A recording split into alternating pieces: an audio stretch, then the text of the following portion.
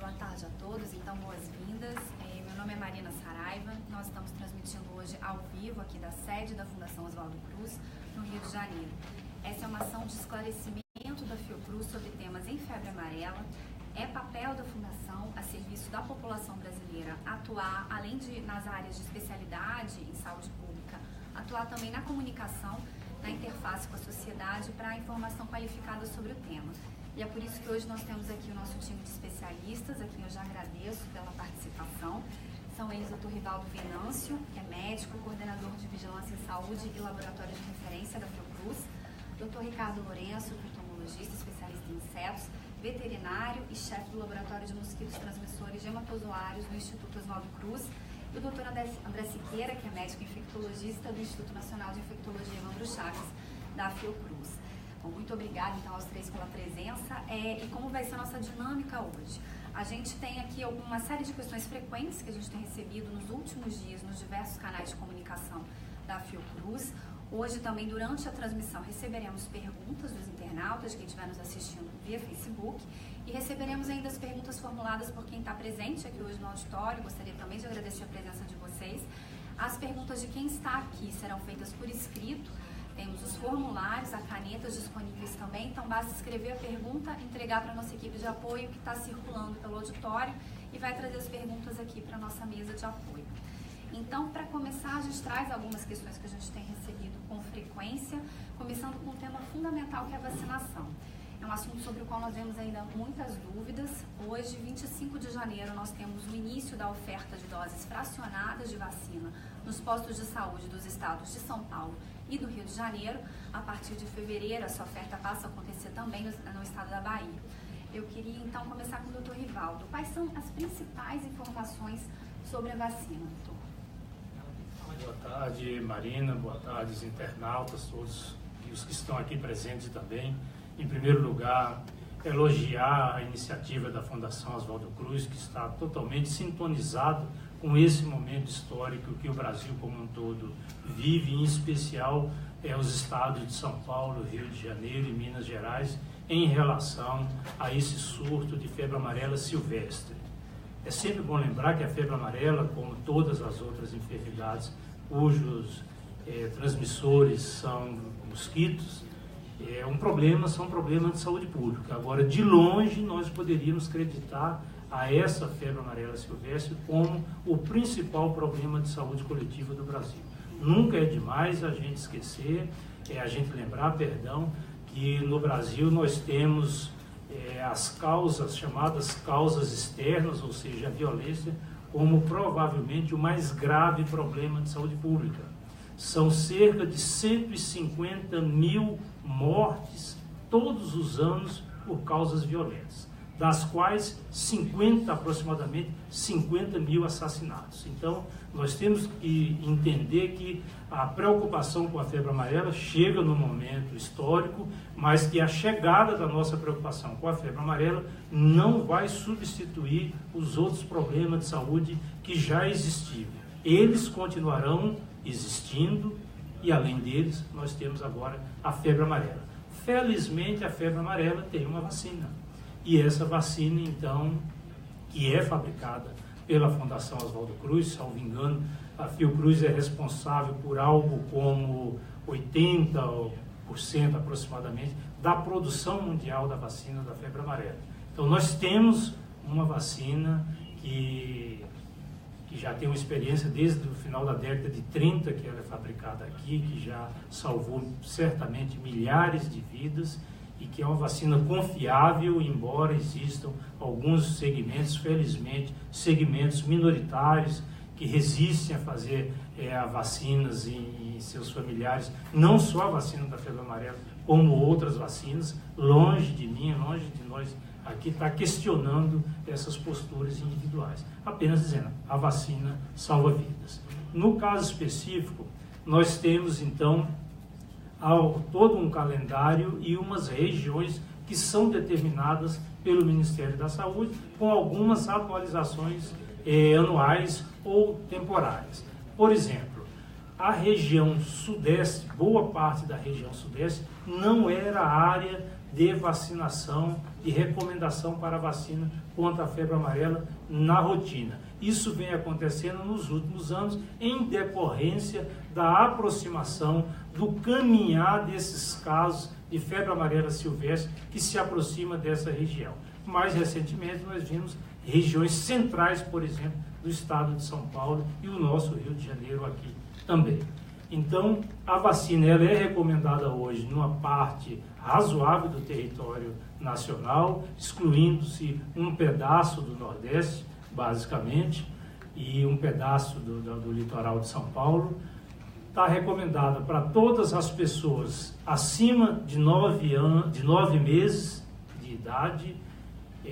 Evidentemente, existe também, dentro desse grupo etário, acima dos 9 meses, algumas situações em que a vacina ou é contraindicada, uma contraindicação absoluta, ou uma contraindicação relativa. E cada um desses casos deve ser observados atentamente. Por exemplo, crianças menores de 9 meses de idade não são recomendadas a receber a vacina.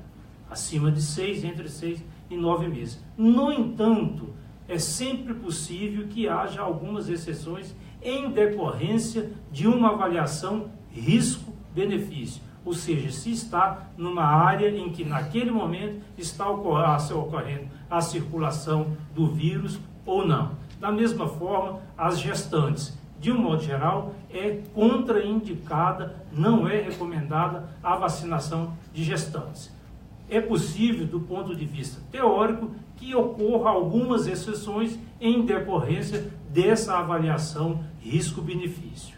Também pessoas que tenham quaisquer enfermidades que possam reduzir a sua resposta imunológica, ou seja, que estejam em situação de imunossupressão. Esse processo deverá ser avaliado caso a caso, uma avaliação criteriosa para saber quais são os níveis dessa imunossupressão. Porque pode ser que, mesmo tendo algum fator imunossupressor, não necessariamente naquele momento há a contraindicação para a utilização da vacina. Vou pegar um exemplo bem concreto que tem sido objeto de diversas telefonemas e consultas para nós individualmente e para os meios de comunicação de um modo geral. Pessoa vivendo com HIV/AIDS, ela pode ou não vacinar contra a febre amarela?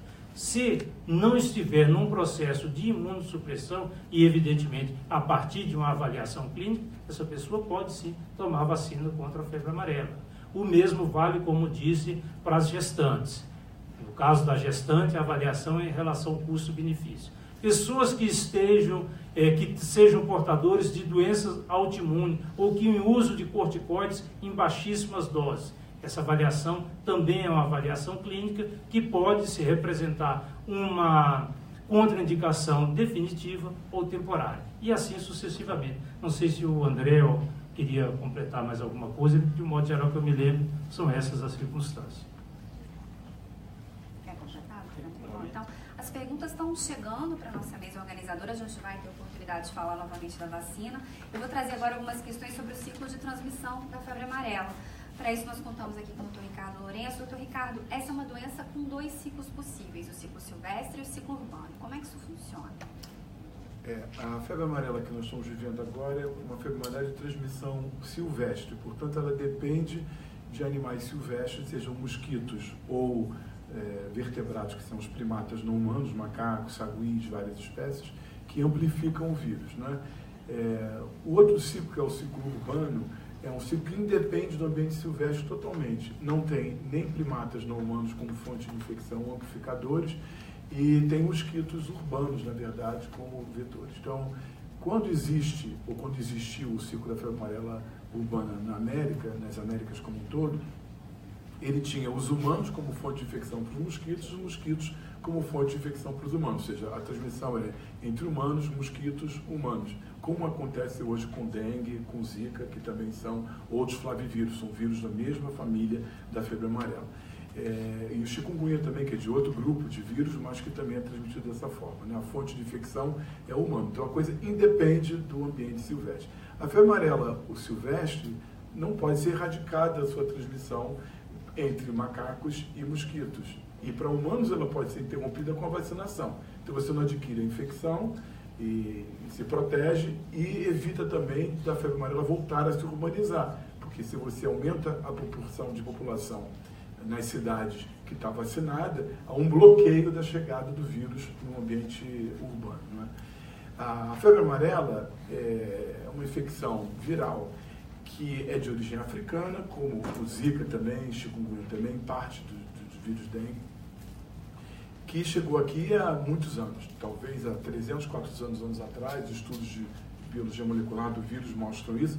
Vieram com o tráfico de escravo, com o tráfico dos mosquitos, que o Aedes aegypti também é um mosquito que também não é daqui, é um mosquito, como diz, egípcio, um mosquito africano. Então, ela se estabeleceu originalmente nos ambientes urbanos e era uma doença muito importante da área urbana, como hoje também é dengue e chikungunya. E na América se verificou só na década de 30 que era uma infecção que podia acontecer também no ambiente silvestre. Então, depois do uso, como já disse o Rivaldo, dessa vacina boa, eficiente, não é? E a erradicação do Aedes aegypti, as Américas se livraram da transmissão urbana que hoje ainda existe na África, mas aqui nós temos a febre amarela silvestre. E a febre amarela sempre existiu aqui, depois que ela entrou aqui, e agora nós estamos falando muito nela porque ela chegou num ambiente, numa área do Brasil, que até pouco tempo era considerada livre de transmissão. De fato, tinha quase 80 anos que não tinha circulação nem silvestre, nem urbana da febre amarela nessa região toda, que é o extremo, digamos, este, né, toda a costa atlântica brasileira. A febre amarela, portanto, para quem é da Amazônia, do Brasil Central, é uma doença que todo mundo conhece e que geralmente as pessoas são vacinadas desde pequenas e mantém-se a vacinação. Então, como explicou o Dr. Rivaldo, ela foi se deslocando desde o final dos anos 90, a febre amarela foi se deslocando geograficamente do oeste, vindo em direção ao leste, se aproximando do litoral. E essa aproximação que aconteceu agora recentemente, ela foi muito rápida, ela veio numa velocidade um pouco mais lenta, ela chegou ao sul do Brasil, ela causou epidemias em 2009, 2011, ela causou epidemias e episodias também no Rio Grande do Sul, inclusive, e meio que silêncio, ficou um período, depois teve epidemias em Minas Gerais, também em Goiás, recentes, e de repente ela, digamos, ela transbordou para essa área litorânea do Espírito Santo, Bahia, São Paulo, Rio de Janeiro, mais se aproximando do leste. Mas isso era possível porque o Brasil como um todo, é uma novidade para nós, digamos, desse sudeste, que não tinha febre amarela, mas não é uma novidade para o resto do Brasil, que a população entenda que a gente conhece a febre amarela, que já se produz vacina há várias décadas aqui na Fiocruz e em outros lugares com a febre amarela, e que é simplesmente uma questão de vacinação das pessoas. E no ciclo silvestre é impossível de erradicar, porque os mosquitos se criam na copa da árvore, os macacos, nós não vamos matar os macacos por conta disso. Falando inclusive dos macacos, acho que é um gancho interessante, doutor André, para esclarecer para a população. O macaco ele não tem responsabilidade na transmissão da febre amarela. Como é que ela é transmitida? Bom, também obrigado pelo convite, né, participar dessa iniciativa importante da Fiocruz. Então,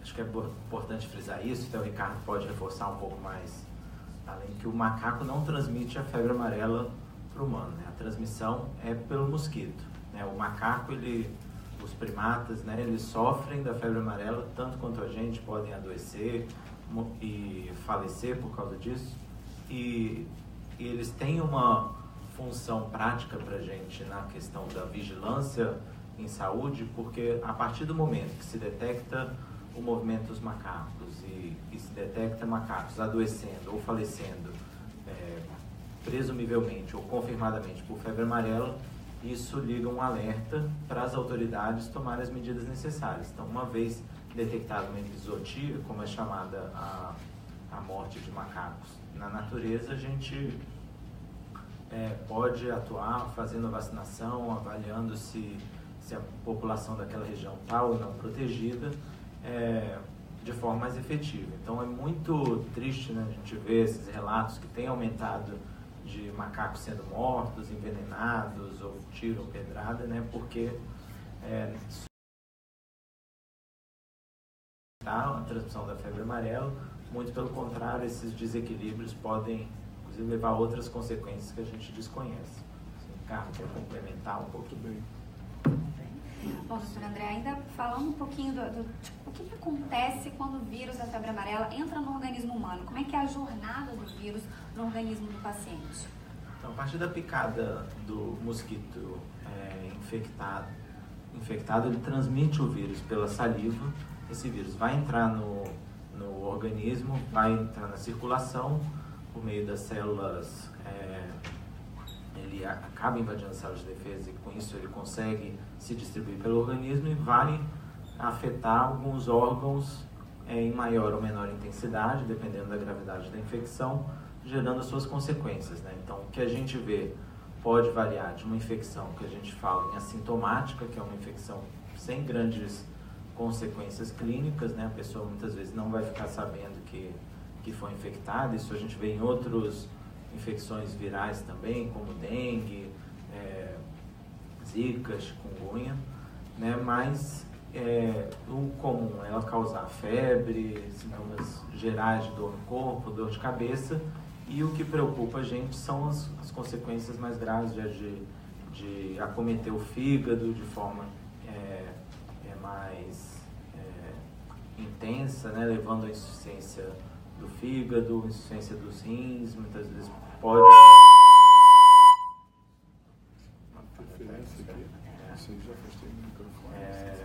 afetar o sistema nervoso central e o sistema de coagulação, né? Então essas são as possíveis consequências da febre amarela. Eu gostaria de complementar, porque é interessante que as pessoas saibam que tanto nos primatas não humanos, no macaco como em nós, que a febre amarela tem esse curso que ele falou, e o vírus, durante um período, aparece no sangue do indivíduo ou do macaco. E é nesse período que é curto, aparentemente, na febre amarela, que parece ser um pouco maior, parece do dengue ou chikungunya, que serve de fonte de infecção para o mosquito. E que depois nosso organismo, naturalmente, produz anticorpo que vai neutralizando o vírus e acabamos ficando com anticorpo o resto da vida protegido. Quem tem febre amarela, que digamos, assintomática ou sintomática, vai ficar protegido como quem é vacinado. Portanto, é um período curto, uma coincidência epidemiológica e ecológica importante, que é durante um período curto, provavelmente dos 2 dias, que um indivíduo ou um macaco teria vírus quantidade de vírus suficiente no sangue para poder infectar mosquitos e continuar a transmissão, não é? Perfeito. Ainda com relação aos sintomas, tem muitas dúvidas chegando por conta desses sintomas muitas vezes serem inespecíficos, ou seja, eles podem ser confundidos com sintomas de outras doenças, né, doutor André? Como é que se soluciona isso? Então, realmente, né? Então a febre, esse quadro clínico da febre amarela, né, é um desafio para os profissionais de saúde, né, em como manejar isso, porque de fato, principalmente nos casos mais leves, eles vão se confundir com diversas outras doenças que na verdade são mais prevalentes e merecem maior atenção mesmo que a febre amarela, dependendo desse contexto, né? Então, existem alguns exames que a gente chama de inespecíficos que podem ajudar nessa avaliação de gravidade ou mesmo da causa, que incluiria uma avaliação clínica mais detalhada, se for necessário, como hemograma, exames de função hepática, função renal, de atividade de coagulação.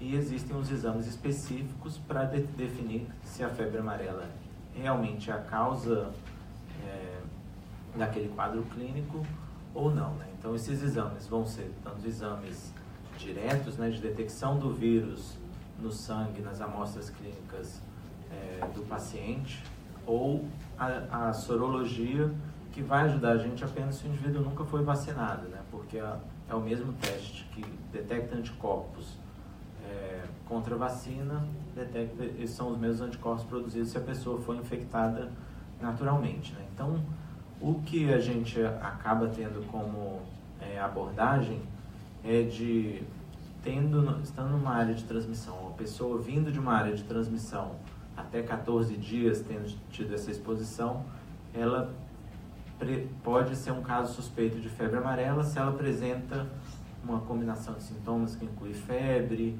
e a gente tem um alerta maior se ela tem algum sinal de icterícia, né, que é a pele, ou a esclera dos olhos amarelada, algum sangramento, alteração na quantidade de urina, né, na diurese pode estar relacionada a uma insuficiência renal, né, para tentar fazer um uso melhor desses recursos, lembrando sempre de ter os diagnósticos diferenciais na cabeça, né? Então, vários lugares tiveram concomitante a casos de febre amarela, episódios maiores de ou febre do chikungunya ou hepatite viral, né? A gente teve recentemente hepatite pelo vírus A aqui, então esses são todos outros sintomas que tem que estar na mente, às vezes de uma forma até mais intensa do que a febre amarela.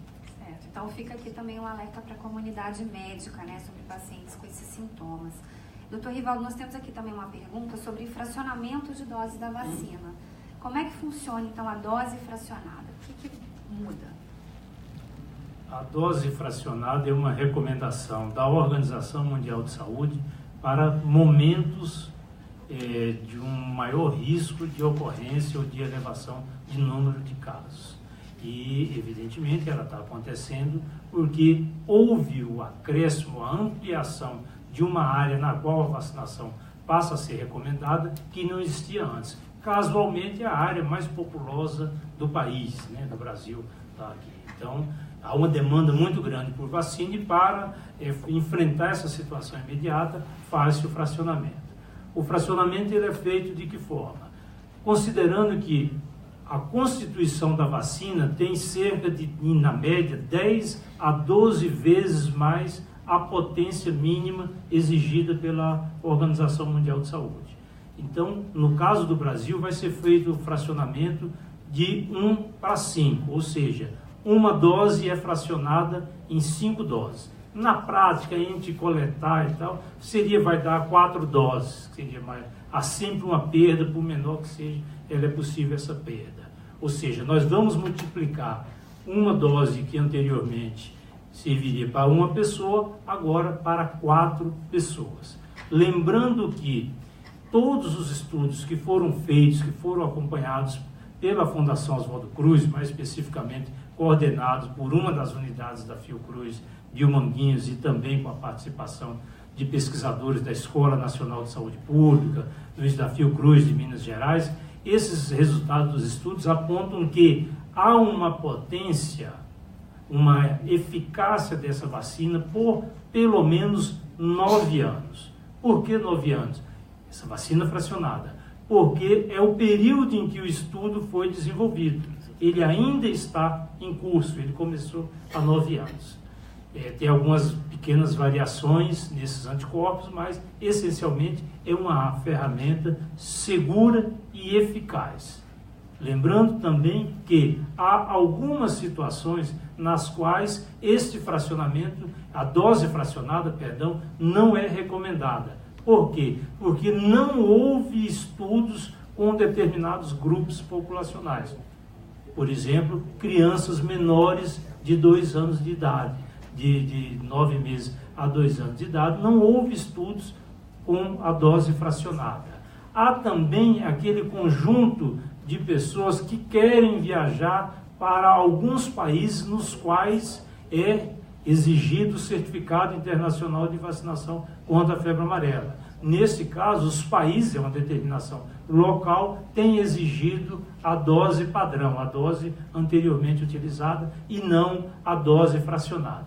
Lembrando que na primeira abordagem eu passei um pouco ao largo, há uma limitação, e eu disse, da idade inferior, mas também da idade superior. De um modo geral, não é recomendada a vacinação para quem tem mais de 60 anos de idade. No entanto, nós sabemos que esta faixa etária, esse limite de faixa etária é algo muito flexível. Então, por isso deve haver uma avaliação clínica para dizer se a pessoa com uma idade superior aos 60 anos pode ou não receber essa vacina, seja ela qual momento que seja dado da vida dele.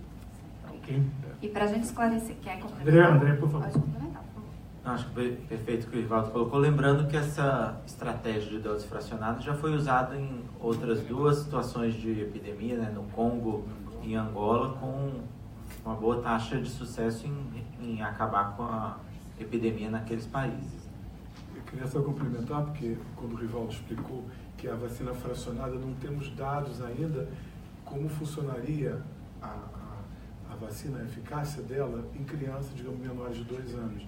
Na verdade, eu imagino que a explicação não se tem estudos com crianças fracionadas na população brasileira, e a gente sabe que o sistema imune, quando é muito bebezinho, não responde tão bem. Então, se você diminui a quantidade de vírus inoculados e você já está no sistema imune que não está respondendo tão bem, você não pode garantir que aquela pessoa vai ter a vacinação, a quantidade de anticorpo neutralizante tão bom durante tanto tempo como você imagina. Eu tenho a impressão que é isso. Só para esclarecer por que é que não pode. Alguém vai, uma mãe vai dizer, fracionado não dá no meu filho, que o doutor da Fiocruz falou que não pode. Eu tenho essa razão, a razão é só por essa, mas, né, eu imagino. Perfeito. Muitas dúvidas, né, sobre a necessidade de novas doses para quem já se vacinou com a vacina, né, integral, ainda não a fracionada. Então, eu já me vacinei uma vez há mais de 10 anos. O que eu devo fazer agora? A recomendação do Ministério da Saúde e da Organização Mundial de Saúde é no sentido de que uma única dose protegeria essa pessoa. Nós sabemos que a ciência, os estudos, eles estão mudando diariamente. Então, no momento que a prioridade nossa no Brasil é impedir a reurbanização da febre amarela. E essa proteção, ela vai se dar com a vacinação em larga escala, em curto espaço de tempo. Isso significa dizer, lançar a mão do fracionamento para ampliar drasticamente a cobertura vacinal nessas localidades do estado de São Paulo, do Rio de Janeiro e da Bahia também. Minas Gerais já está quase toda coberta. É possível que no segundo momento o Ministério da Saúde decida fazer uma reavaliação em relação a doses de reforço, etc. e tal. Mas é no segundo momento. Agora nós estamos totalmente focados para ampliar a população protegida, ampliar a cobertura vacinal, ou seja, priorizar quem nunca tomou uma dose sequer.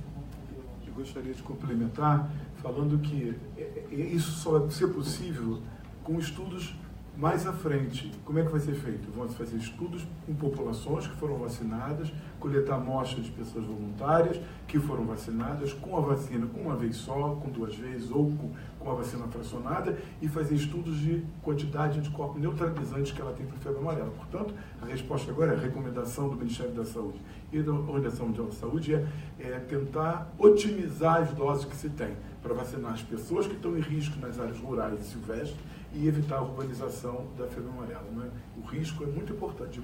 Não podemos competir por vacina. Perfeito. Doutor Ricardo, muita gente preocupada também ainda com a questão dos macacos. Infelizmente, a gente tem visto essa situação de envenenamento, de maus tratos. Qual recado a gente precisa dar sobre isso?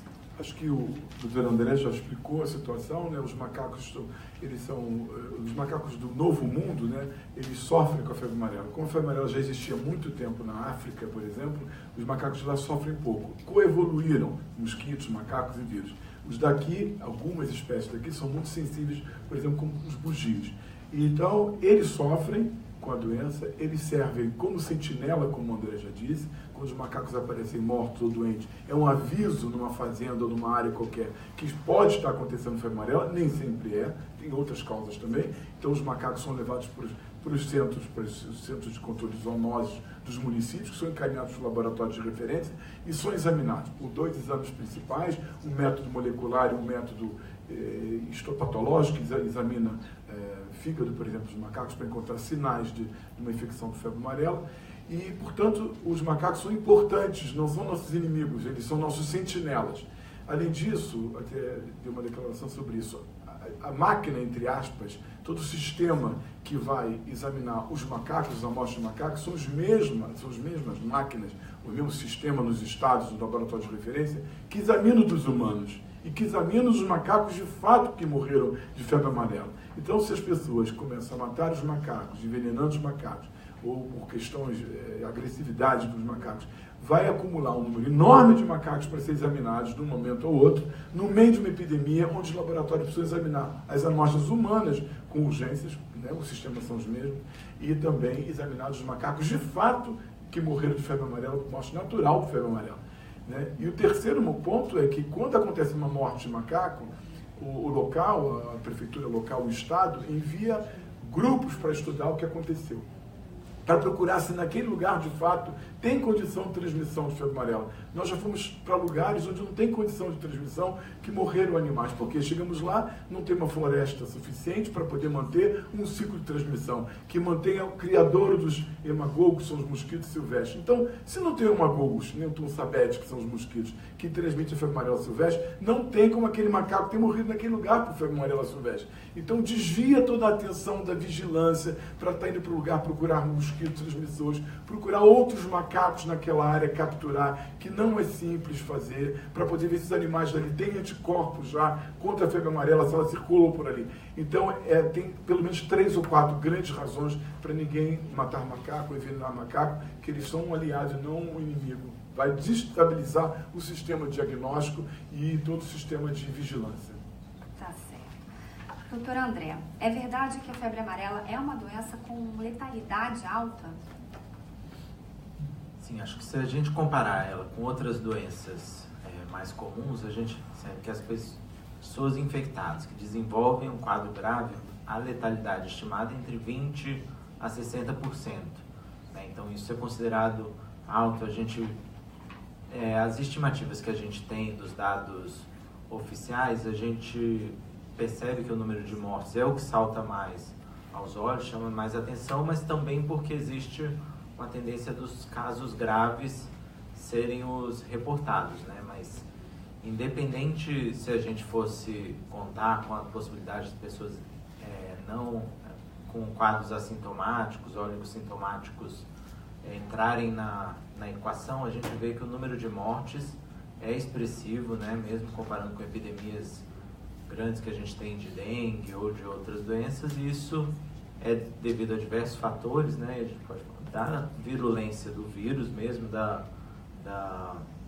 inflamação e das consequências que ele leva ao organismo, mas muitas vezes também ao lugar onde esses casos ocorrem, a falta de uma assistência mais intensiva, né? Que esses quadros são graves, levam insuficiência do fígado, dos rins, né? Alteração da coagulação, e precisam muitas vezes de cuidados intensivos, um suporte mais especializado, né? A gente tem sorte que em alguns dos lugares onde os pacientes estão sendo atendidos têm recebido uma ótima assistência, né? E que a gente tem, por exemplo, a doutora Denise tem prestado assistência a alguns pacientes que a gente vê aqui, mas mesmo às vezes com toda essa assistência de alta qualidade, os pacientes acabam falecendo. É por isso que em alguns casos, então, até o transplante de fígado chega a ser indicado, que é uma dúvida que a gente recebeu também. Sim, esse é algo que não é feito com frequência, né? E não em outras epidemias, outros surtos não foi realizado, tanto pelas localidades onde aconteciam os casos, a falta de acesso à possibilidade do transplante hepático, mas como ele leva uma insuficiência hepática, febre amarela leva uma insuficiência hepática grave, esse acaba sendo um recurso final, né? De tentar salvar aquela vida, né? Isso a gente ainda está aprendendo no momento, existem alguns casos, foi tentado durante esse ano, né? E a gente ainda vai ter que descobrir como é que ele funciona melhor. Dr. Ricardo Lourenço, todos nós já conhecemos bem o Aedes aegypti, responsável pela transmissão do ciclo urbano quando ele ocorre, mas os mosquitos transmissores do ciclo silvestre ainda não são tão bem conhecidos da população. Quais são eles, como é que eles são, como vivem? O mundo tem milhares de espécies de mosquitos e a maior parte dos mosquitos vive na floresta. Tem alguns mosquitos que foram capazes de, quando o vírus da febre amarela chegou aqui no continente, se adaptar um ao outro e manter a transmissão. Então, o vetor principal, os vetores principais, as espécies de vetores principais, são do gênero chamado hemagogos, que pertence, digamos assim, à mesma tribo dos Aedes, a tribo Aedine. Portanto, eles são próximos dos Aedes, que, por exemplo, também transmitem a febre amarela urbana. Os mosquitos silvestres são mosquitos que picam durante o dia, essencialmente diurno, portanto, de modo geral, a pessoa à noite está protegida da transmissão da febre amarela. São mosquitos que vivem na floresta, como eu já expliquei, o criador, o local de desenvolvimento larval, nas formas imaturas, são os ocos de árvore, geralmente são ocos de árvores, que são preenchidos com água da chuva e, portanto, os ovos também, por exemplo, do hemagogos como do Aedes, são resistentes à dissecação, podem passar alguns meses resistindo, né, com o embrião vivo ainda dentro. Então, quando chega o verão chuvoso, a época chuvosa é que tem, de fato, transmissão, porque tem um pico de população. Tinham muitos ovos que vão se acumulando durante alguns meses em alguns ocos de árvore na floresta, e vão dar aquela chuva forte no verão, enche rapidamente o oco de árvore e, ao mesmo tempo, nascem filhotes de várias fêmeas que desovaram naquele oco de árvore. Então, ao dar uma explosão, nas primeiras chuvas aumenta a população um pouco, mas na segunda chuva, aqueles todos que nasceram já multiplicam muito mais, desovam muito mais, e aí aparece logo a transmissão. Vê-se que, por exemplo, no período de inverno seco, nós normalmente não temos transmissão de febre amarela, ou tem muito pouca transmissão, porque ressecam os criadores, a temperatura baixa, então tudo isso diminui a transmissão. Mas toda vez que acontece é na época das chuvas do verão. E são mosquitos que geralmente vivem próximo do ambiente silvestre, por exemplo. Como eles estão a desovar na copa das árvores, eles vão voar um pouco só fora da floresta para picar pessoas e vão viver a maior parte do tempo dentro da floresta. Por isso que a infecção se dá nos humanos, e nos macacos, obviamente, no ambiente florestal ou na borda da floresta. A pessoa pode dizer, eu fui picado por hemagogos a 200, 300 metros. Sim, é possível. Eles, com a falta, por exemplo, dos macacos morrendo, ou de outros animais também se afastando, eles vão acabar, porque são oportunistas, picando pessoas um pouco distantes da floresta. Mas não vão atravessar quilômetros de asfalto ou de prédios para picar ninguém. Isso não é uma possibilidade. Eles se deslocam em grandes distâncias entre florestas ou manchas de florestas separadas, por exemplo, por pastos ou por plantações. Então, eles vão se dispersar de uma área para outra. Isso pode acontecer por vontade do próprio mosquito, ou também quando os mosquitos estão voando e vem uma ventania, né, porque leva ele para lugares mais distantes. Mas isso é uma questão de dispersão do mosquito, mas no meio dessa jornada entre manchas de floresta, geralmente não pica as pessoas assim. Então a transmissão se dá por mosquitos silvestres que estão dentro da floresta ou na borda da floresta, que tem essa vida, como eu expliquei.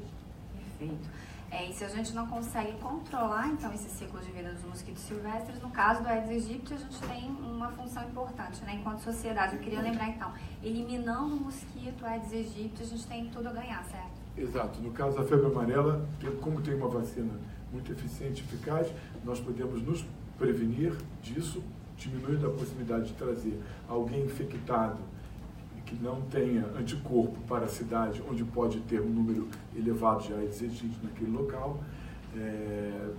Como falamos, a janela que a gente chama de viremia é curta, de modo que a pessoa, seria um acaso muito grande alguém naquele período não vacinado chegar com muito vírus e na cidade, numa localidade onde tivesse Aedes aegypti. Mas como tem esse risco, não estamos falando que o risco é altíssimo, baixíssimo, existe o risco, nós temos que nos vacinar e, ao mesmo tempo, eliminar os criadores de Aedes aegypti das nossas casas, nossas escolas, nossos locais de trabalho, que estamos diminuindo também a possibilidade de transmissão de doenças também muito graves, como, por exemplo, chikungunya e dengue, e também zika. Então, nós temos, fazendo ao mesmo tempo, um combate ao inimigo comum que pode transmitir pelo menos mais 7 infecções, além da febre amarela.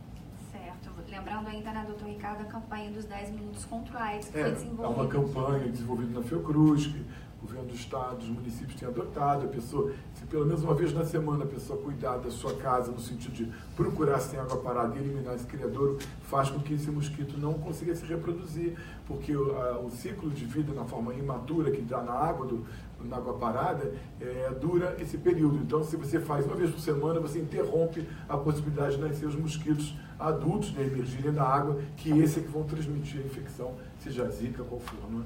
Certo. E além da responsabilidade da população, de todos nós, a gente também tem que lembrar a responsabilidade do poder público quanto ao controle do Aedes aegypti, principalmente no que diz respeito a abastecimento de água, coleta de lixo, políticas públicas eficientes nesse sentido, né? Exato. Bom, a gente tem nos encaminhando já para o encerramento desse primeiro bloco, dessas perguntas mais gerais, a gente traz algumas questões que têm circulado nas redes sociais, boatos, questões de diversas naturezas. Uma dessas mensagens anuncia o uso do própolis como substituto da imunização contra a febre amarela. Doutor Rivaldo, por que o própolis não tem, então, efeito de imunização? Própolis é muito gostoso, né? Mas que eu saiba, não tem estudos indicando própolis para substituir a vacina contra a febre amarela. Não tem base. São rumores que não têm base científica, né? Não... Desculpa, mas alguém bem alimentado, bem vacinado é que interessa. Claro, se é com própolis ou não, é o que vale. Isso. Tá certo. Outras mensagens sugerem também que doenças como meningite, síndrome de Guillain-Barré, encefalopatia podem ser efeitos colaterais da vacina. Qual a relação dessas doenças com a vacina? Elas podem surgir a partir de um efeito adverso da imunização? Essas síndromes, Guillain-Barré, etc. e tal, podem ocorrer em diversas situações, geralmente com infecções sistêmicas, virais ou não, mais comumente com as virais, e também decorrentes de vacina. São fenômenos raros, raríssimos, mas que podem ocorrer, principalmente com outros tipos de vacina, diga-se de passagem, né? Então, são fenômenos raríssimos e não devem, em hipótese alguma, servir como argumento para a pessoa deixar de se vacinar. Quando nós olhamos a avaliação risco-benefício, indiscutivelmente devemos todos nos vacinar. Perfeito. Bom, continuando então com as perguntas que estão chegando via Facebook aqui da nossa plateia, a mesa organizadora já está nos enviando uma primeira bateria aqui de questões. A Letícia Almeida Versosa, ela traz uma pergunta justamente sobre a viralização de boatos. Ela conta que tem recebido muitas mensagens pelo WhatsApp questionando a segurança da vacina. E ela diz que essas mensagens relatam que o aparato de vacinação em massa se deveria ao fato do governo ter comprado muitos estoques. Pode comentar isso? Não procede. Aliás, não existe estoque disponível nessa quantidade que esses boatos estão gerando, até porque uma parte da produção da vacina feita pela Fiocruz, por Biomanguinhos, é repassada via Organização Mundial de Saúde para outros países, em especial da África, né? Não tem estoque e por isso está havendo a campanha. Não procede. E tanto não procede porque a gente vai proceder à vacinação com dose fracionada, né? Se tivesse sobrando tanta vacina assim, não seria esse o caso, né? Tá certo. Pelo Facebook também, a Lúcia Rocha nos relata que está com receio de tomar vacina. Ela diz que tem ouvido comentários de que a vacina pode causar outras doenças e também porque tem sido falado que não há risco de epidemia. Então ela pergunta o que fazer.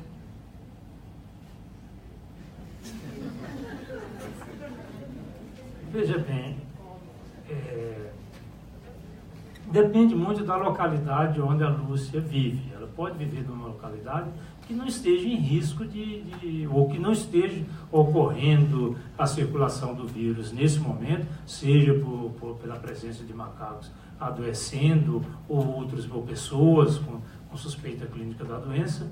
Então, por isso que essas localidades foram escolhidas pelas secretarias estaduais de saúde, em comum acordo com o Ministério, que são aquelas áreas inicialmente identificadas como as mais suscetíveis à circulação do vírus nesse momento. Então, a primeira reflexão da Lúcia é: eu moro ou não numa área sob risco? Eu vou ou não me deslocar para uma área sob risco? Eu vou ou não fazer uma viagem internacional para cujo destino é exigido o cartão internacional de vacinação? Acho que são as perguntas iniciais que ela deveria fazer. Vivendo numa cidade, numa região de risco, indiscutivelmente está recomendada a vacinação. Exato, concordo plenamente, né, Nivaldo? E também essa questão dos eventos adversos da vacina, né, e que eles ocorrem, como acho que vale a pena reforçar que eles são extremamente raros, né, são 1 a cada 100 mil, a cada 250 mil doses, né, então se a gente for colocar isso como fração é mínimo, né, e comparando isso com uma doença que pode levar a óbito em 1 a cada 5, 1 a cada 10 pessoas infectadas ou até uma fatalidade maior. Então é esse tipo de risco que a gente está discutindo. Todos os tratamentos, todas as atividades, na verdade, que a gente faz na vida, a gente pesa o que é o risco e o benefício, né? Se o risco da gente se vacinar pode ocorrer 1 a cada 250 mil doses de vacina, pode acontecer um evento adverso grave, ou se eu estou me expondo a um risco que eu poderia estar protegido e um risco que vai levar 50% de óbito, né? Então, esses que são os pontos para a gente pôr em contexto.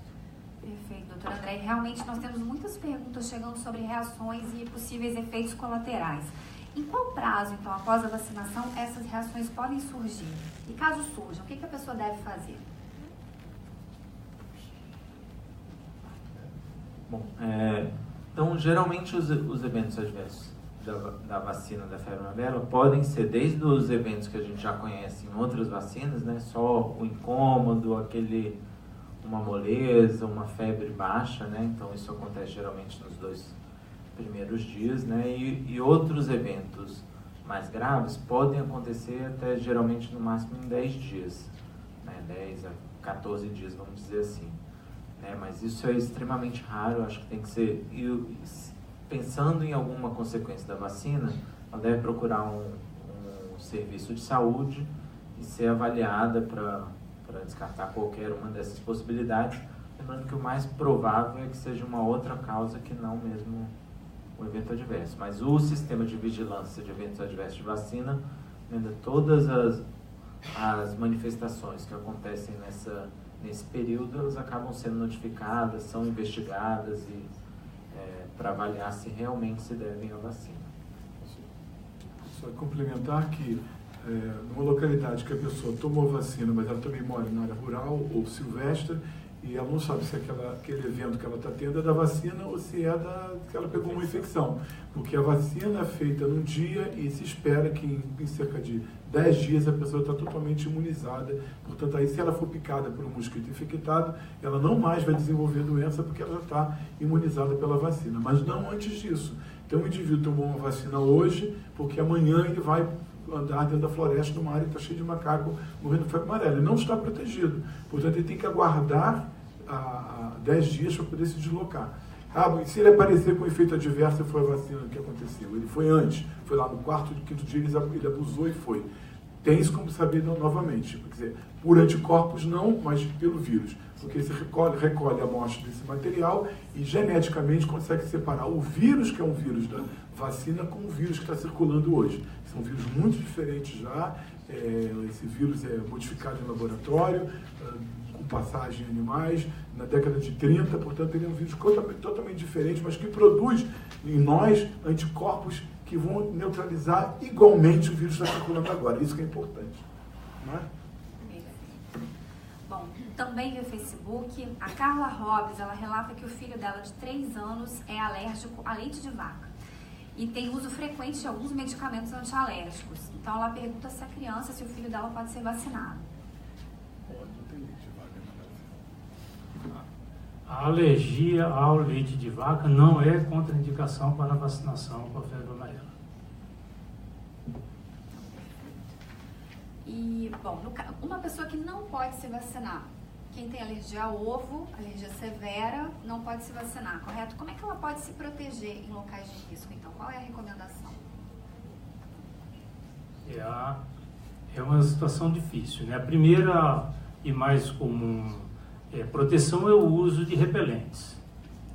E o outro é ver se essa exposição, porque a área de risco é algo muito vago, né? Nós podemos viver numa cidade onde, na realidade, a área de risco daquela cidade, com 300, 500 mil habitantes, ela é um pequeno parque, é uma área que tem uma contiguidade com uma extensão rural e não necessariamente toda a cidade como um todo. O fato de uma cidade ter tido um caso suspeito ou confirmado de febre amarela não significa dizer que a cidade toda seja uma área de risco. E essa pessoa vai ter que ponderar a real necessidade dela se aproximar dessas matas ou não. Mas tem medidas como, havendo necessidade dela, ou a trabalho ou qualquer outra razão, para usar vestimentas, manga longa, proteger, o uso de repelente, como eu disse, enfim, tem outros mecanismos que dão esse apoio, mas a avaliação precisa ser dita. Exatamente, complementar ou reforçar. Quer dizer, o município tem municípios com uma extensão muito grande. Então tem um município com uma extensão enorme que tem um núcleo urbano, e hoje não há febre amarela ainda, que eu saiba até o momento, né? por circulação urbana, então essa pessoa que tem alergia, se ela viver no ambiente urbano e não visitar o ambiente rural e nem silvestre, de modo geral, ela está protegida epidemiologicamente, não tem um risco muito, muito pequeno. Então, a transmissão se dá, reforçar, se dá no ambiente silvestre ou próximo do ambiente silvestre na área rural, ou quem anda na mata, não dentro da cidade, por enquanto. Doutor Ricardo, no caso de quem está circulando mesmo na área onde há os mosquitos transmissores, evitar o horário de exposição a esses mosquitos de acordo com os hábitos deles, pode ser uma forma de prevenção também? Pode ser uma forma, andar na floresta. No ambiente rural, à noite, tudo bem. Na floresta, imagino que ninguém, só se for uma questão de trabalho, não sei, que a pessoa precisa ficar de noite na floresta. Mas, eventualmente, de fato, de noite, esses mosquitos não atacam, eles desaparecem. O hábito dele é diurno e tem uma concentração maior, uma voracidade que nós chamamos, digamos, entre 10 e 3 horas da tarde. As horas mais claras do dia, mais quentes do dia, são os horários de mais agressividade, mais voracidade desses mosquitos. Que coincidem, por exemplo, que são mosquitos arborícolas, né, que vivem na copa da árvore de modo geral, coincide com um momento quente, ensolarado, que os animais descansam, né, tem atos sociais entre os macacos, por exemplo, se catarem, que eles relaxam, os animais, os mosquitos aproveitam e atacam nesse momento. Né? Então, portanto, à noite, a pessoa está geralmente protegida. À noite mesmo, né? De noitinho. Perfeito. Bom, a gente tem aqui uma pergunta da Maria Helena Ferreira, também pelo Facebook. Ela conta que tem pressão alta, usa medicamento e tem 59 anos. Ela está ali no limite, né, da recomendação. Então, ela pergunta se pode tomar a vacina. A hipertensão e o antihipertensivo não são contraindicações para a vacinação. 59 anos de idade. Se ela mora numa região dessas, com recomendação do Ministério da Saúde, ou que tenha a circulação do vírus, deve se vacinar. Certo. Já a outra Maria Helena Vitoriano, ela tem 65 anos, tem boa saúde, vai fazer o passeio em Ilha Grande em março. Ela relata que tem receio de alguma complicação em se vacinar, não sabe o que fazer.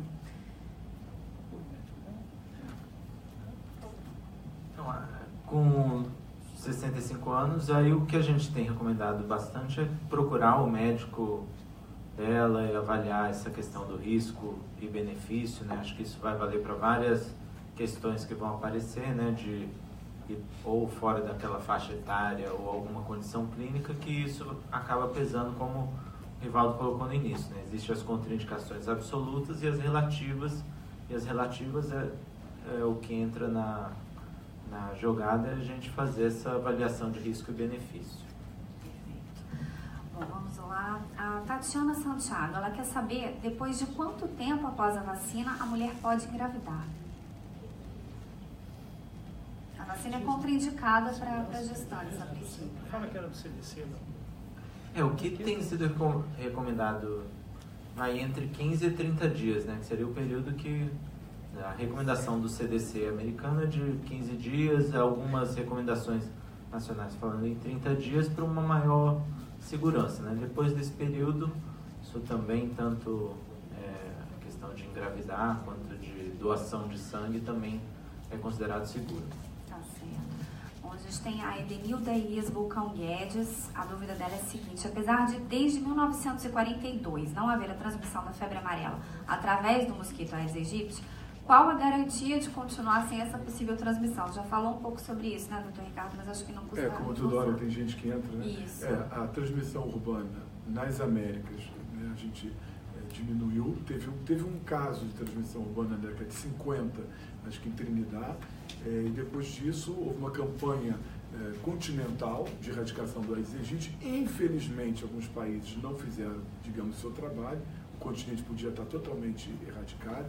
Os estudos genéticos de populações de mosquitos que circulam hoje no Brasil e no continente americano mostraram, por vários marcadores, que provavelmente as populações que infestaram o Brasil vieram talvez de duas origens, mas do norte, provavelmente da América do Sul.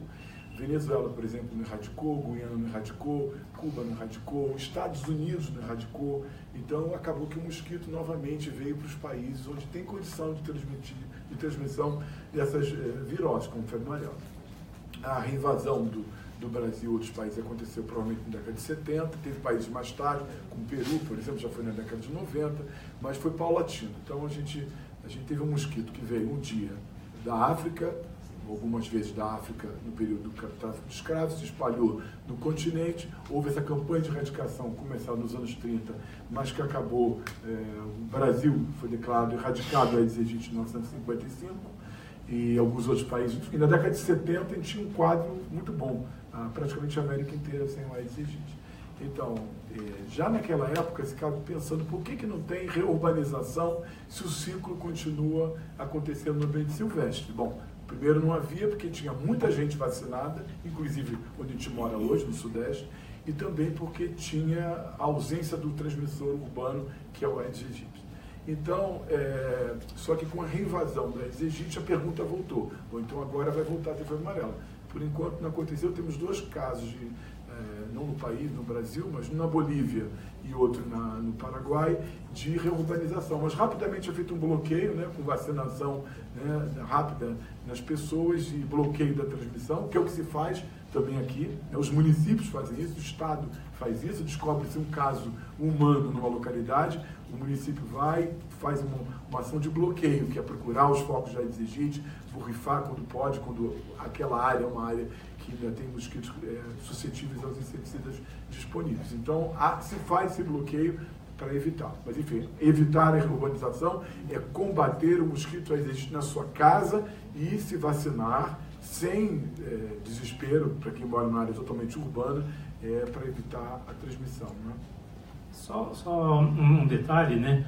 Não se tem garantia de que não possa haver a reurbanização. Se reurbanização houver, muito provavelmente serão casos isolados. A febre amarela urbana não tem característica, seja pelo período de viremia em que o vírus circula na corrente sanguínea ou por quaisquer outras características, de produzir epidemias explosivas. Só para lembrar um detalhezinho.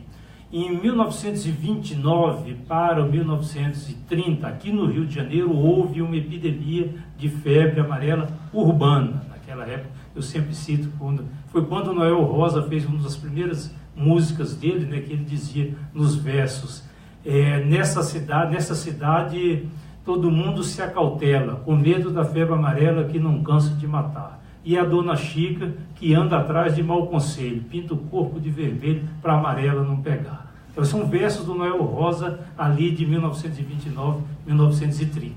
Havia na cidade do Rio de Janeiro, naquele período, cerca de 1.800.000 pessoas. Foram notificados aproximadamente 800 a 1.000 casos de febre amarela. Não havia vacina naquele período para fazer o bloqueio. Então, a gente acredita que se houver um ou outro caso de febre amarela, não haveria uma epidemia explosiva, tanto pela característica do vírus, como também hoje pela existência da vacina.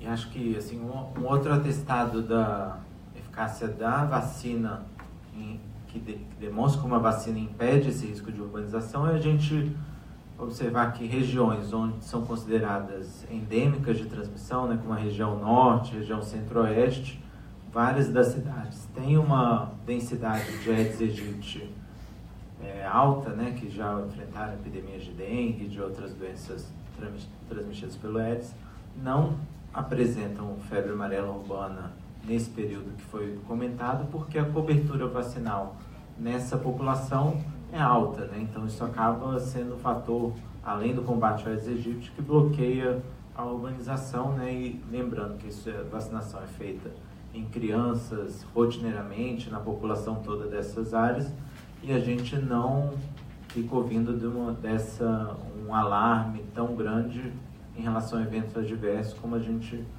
tem ouvido mais recentemente, né? Então mostrando que a vacina é tanto eficaz quanto segura. Certo. Nós temos aqui agora uma pergunta do auditório. Tenho 67 anos, faço uso de medicamento para bronquite, sou diabético e hipertenso. Frequento Teresópolis. Posso me vacinar? É também um caso de procurar a recomendação médica?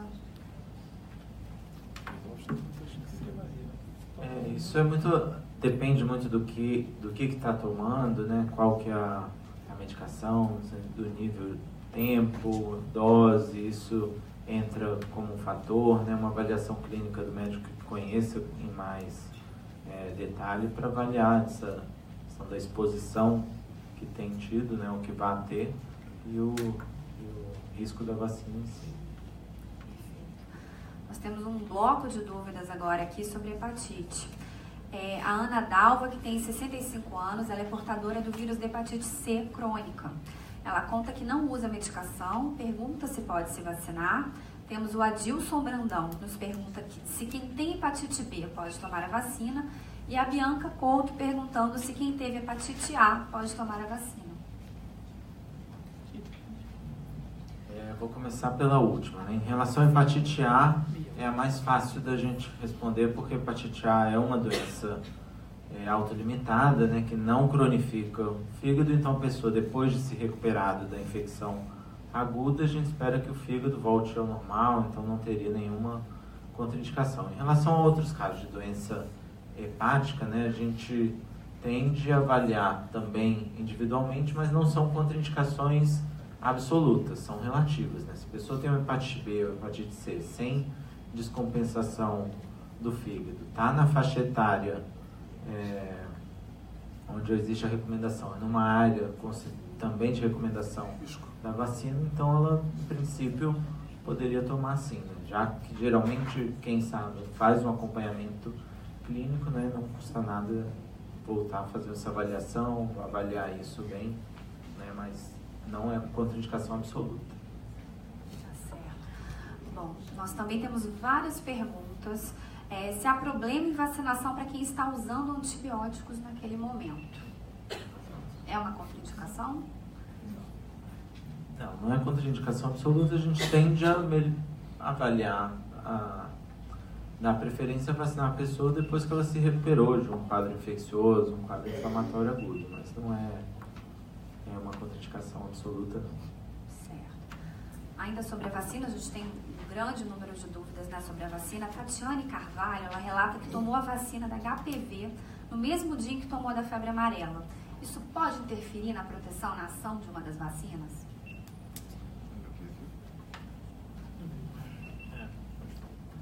Em tese, não, né? São duas vacinas com linhas de fabricação bem diferentes. Uma é uma vacina de vírus vivo inativada e a outra não. Imagino que não sei o que quando é. Competição, uma coisa que os dois foram colocados, né? A vacinação foi feita concomitante, de modo que o organismo está sendo desafiado para produzir anticorpos contra dois organismos, ou vários antígenos, ao mesmo tempo. Geralmente, isso não tem uma competição que diminua a eficácia de uma das duas vacinas. Às vezes, como ele está cursando uma infecção viral, uma infecção bacteriana, o organismo dele está direcionando anticorpo, a produção para defesa para aquela situação. Aí você injeta uma outra coisa, talvez você não consiga, que o organismo responda igualmente em todos os casos, quando a pessoa está nessa situação, uma questão de... No entanto, quando são vacinas com vírus inativados, vírus vivos inativados, aí sim há a recomendação de que se deixe um período entre uma vacina e a outra. Por exemplo, vacina, rubéola, sarampo. Tá certo. A gente tem um grupo de perguntas também sobre situações em que a pessoa não se lembra se já tomou a vacina da febre amarela. O que fazer nesse caso? Se ela tem dúvida e não tem registro que ela tomou, tem que... a recomendação é vacinar. Tendo idade e não tendo aquelas contraindicações. Não estando no grupo de risco, ainda que possa ser uma segunda dose, porque a pessoa não se lembra. Isso, não tem problema. O problema é ela não estar protegida e sob risco. Não está protegida. Enfim, só dizer que não tem problema da pessoa tomar uma outra dose. Nem menos de 10 anos, nem mais de 10 anos. Não está se aconselhando, como já se falou no início dessa reunião, que não está se aconselhando tomar uma segunda dose quem já tomou uma primeira dose, né, integral algum dia na sua vida. Neste momento da epidemia, temos que esperar os estudos possíveis no futuro. Mas, se a pessoa não sabe que tomou e mora numa área de risco, não vai ter o risco de pegar a febre amarela, é melhor se vacinar. Tá certo. Nós temos agora muitas questões também ligadas à amamentação. A Tatiane Nascimento, ela traz a seguinte questão. O intervalo de 10 dias para a mãe tomar a vacina após a criança é necessário também quando o bebê tem mais que 2 anos e amamenta? Não, essa recomendação de depois da vacina, ficar 10 dias sem vacinar é para quando a criança amamentada tem menos de 6 meses. Depois dos 6 meses pode continuar amamentando normalmente, né? 2 anos então é tranquilo. A dúvida da Juliana Gonçalves é a seguinte: ela é mamãe que amamenta crianças entre 6 e 9 meses. Ela pode ser vacinada? Pode, ela cai então nessa fundação. Entre 6 e 9 meses não existe uma avaliação, acho, de tanto da mãe quanto do bebê, se não teria nenhuma recomendação de exposição ao vírus da vacina, né? Mas em princípio não seria contraindicado.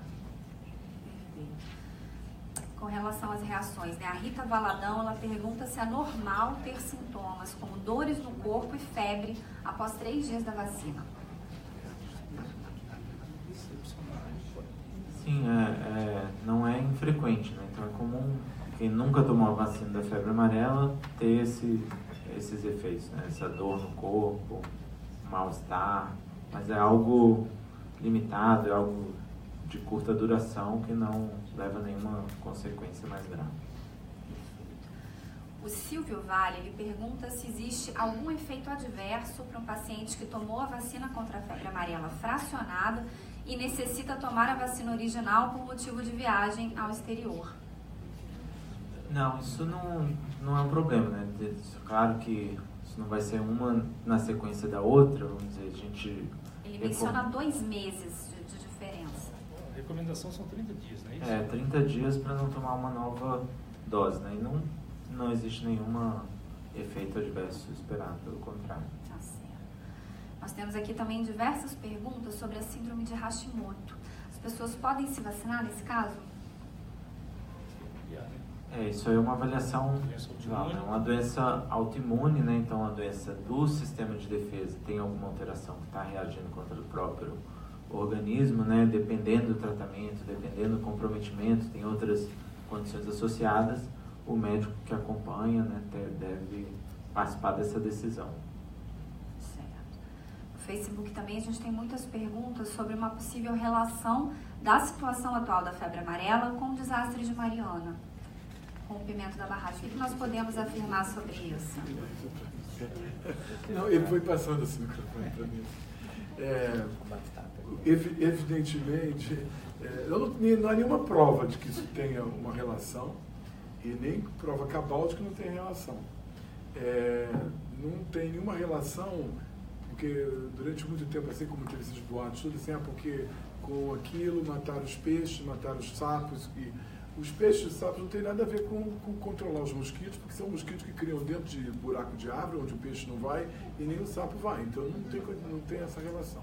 Agora, o que acontece é que a febre amarela, ela transbordou em algum momento, ela explodiu geograficamente de uma área, digamos, central e leste de Minas Gerais, mas ao mesmo tempo, simultaneamente, também aconteceu no oeste paulista, e num ciclo normal, que vai uma propagação ao longo das matas de galeria, ou seja, as matas que vão ao longo dos cursos de água. Os cursos de água vão vindo das montanhas e das suas nascentes. E aquilo se encontra, né, num curso de cá, o de cá, vão se encontrando. E o que aconteceu num dado momento, que a gente não sabe qual foi e por que foi, que a partir de algum, digamos, espaço menos montanhoso, como por exemplo passagem de rios na Serra do Mar, e provavelmente entre Minas Gerais e Espírito Santo, houve um transbordamento da febre amarela para uma área que não estava tendo febre amarela há muito tempo, né?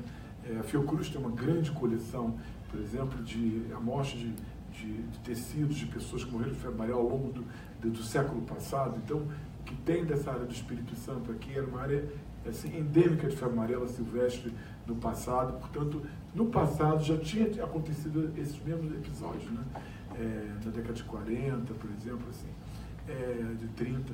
Então, a febre amarela passou, e da onde ela apareceu, se esse evento aconteceu e estimulou, imagina-se que não. A calha do Rio Doce, o forte da entrada da febre amarela, aparentemente, do Espírito Santo, não foi pela calha do Rio Doce, mas pelas laterais, pelas montanhas que estão não exatamente ali onde houve o acidente.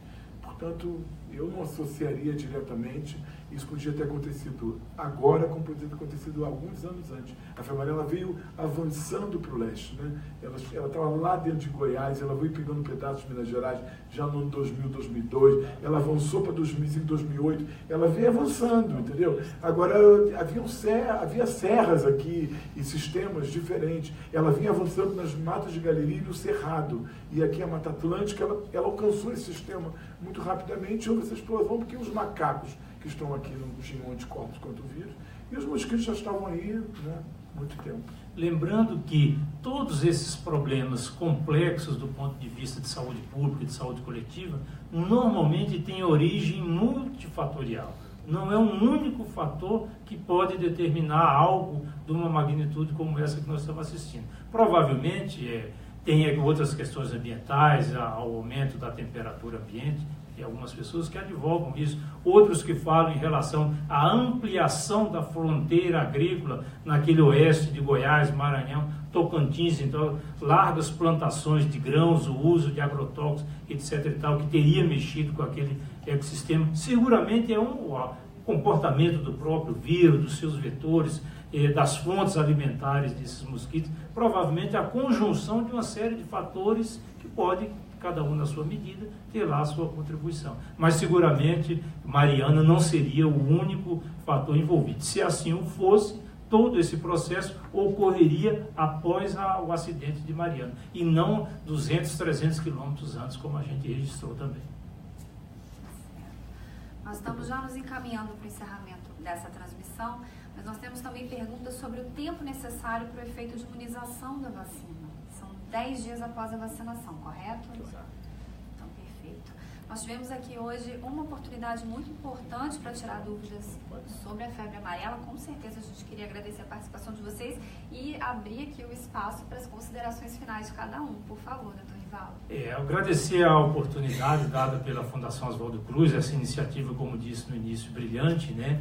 E fazer um reconhecimento público para aquelas equipes de trabalhadores, de servidores da Fundação Oswaldo Cruz, equipes que estão trabalhando no diagnóstico, seja dos casos oriundos de macacos, seja nos casos de humanos, de pessoas que estão internadas ou pessoas que porventura faleceram, né? Então, há uma equipe de laboratório, tanto no Instituto Oswaldo Cruz como no Instituto Nacional de Infectologia, que tem trabalhado diuturnamente. Alguns interromperam voluntariamente as suas férias para se dedicar ao diagnóstico de pessoas que estão internadas, né? Então, nós fazemos esse reconhecimento público a toda essa cadeia envolvida, tanto no diagnóstico da doença em si, como nos estudos de detecção da circulação do vírus, seja a circulação em macacos, primatologistas, seja a circulação do vírus em vetores, como a equipe do professor Ricardo Lourenço e outras, né? Ou seja, um time muito grande dedicado a esse processo. E também, evidentemente, o grupo de trabalhadores envolvidos na fabricação da vacina, que tem evitado esforços assim. O pessoal de Biomanguinhos tem trabalhado, às vezes, interromper as férias também, para ajudar o Brasil a aumentar a elevação da quantidade da sua produção de vacinas. Muito obrigada, doutor Rivaldo. Doutor André, uma consideração? Eu concordo, acho parabéns nessa iniciativa, né? E acho também estender a mão aos profissionais de saúde que estão na linha de frente do atendimento, né? Muitas vezes, como o Rivaldo destacou no início, são profissionais que já estão assoberbados por outros problemas de saúde, né? Sejam infecciosos ou não infecciosos, e agora tem que lidar com essa dificuldade, muitas vezes, que é de reconhecer inicialmente um caso como suspeito de febre amarela, conseguir esse diagnóstico e tentar dar um manejo mais apropriado, tentar cuidar o melhor possível dessa população, né? E acho que é isso que tem sido feito e atingido com uma boa taxa de sucesso quando bem feito, né? Então, acho que é isso. A gente ainda tem mais desafios de fortalecimento do SUS, né? Que é quem acaba provendo essa assistência, né? E acho que a A gente fortalecendo o SUS, a gente se prepara melhor para tanto a detecção quanto o interrompimento dessas situações de risco de epidemia. Muito obrigada, doutor André. Doutor Ricardo, por favor. Eu agradeço a oportunidade de participar, espero que a gente tenha sucesso, que as pessoas tenham ouvido e procurem se vacinar. Eu imagino que a essa altura do dia, o pessoal lá da roça, que está lá tirando a mandioca, plantando, não está talvez ouvindo a gente, tem tempo, mas se você conhece alguém nessa situação, fala para se vacinar. A gente sabe tanto aqui, principalmente na África, essa epidemia que teve no ano passado, 2016, a grande maioria de quem pegou febre amarela e que morreu foram homens, porque não vão se vacinar. Se acham fortes, eu estou na enxada, não posso larga a enxada, larga o seu trabalho e vai se vacinar. É muito importante que você que está ouvindo, que está fazendo pergunta, possa disseminar essa ideia de se vacinar. O pessoal rural e principalmente os homens. Manda as mulheres, os filhos se vacinar e não vão se vacinar, porque ele acha que vacinou. Não tem que todo mundo se vacinar, isso é muito importante, né? E hoje de manhã, hoje à tarde, né? De manhã eu estava em Niterói examinando tirando pessoalmente 5 animais de uma área que teve uma epizotia. E eu estou repetindo isso para as pessoas. Eu gostaria muito que as pessoas absorvessem a mensagem que não matem os macacos. Não procurem capturar macacos, de matar, envenenar, porque os animais são sentinelas para nós todos, e aumentando o número de mortes de macaco, o macaco achado morto, que você não vai confessar que matou, vai deixar o material lá, o macaco morto, vai ser levado para o sistema de saúde, que vai aumentar o número de animais a ser examinados sem necessidade, né, e criar um problema, digamos, de possibilidade de atingir o diagnóstico necessário que a gente precisa, tá bom? Então, por favor, não maltratem nem matem os macacos, que eles estão a nosso favor e não contra.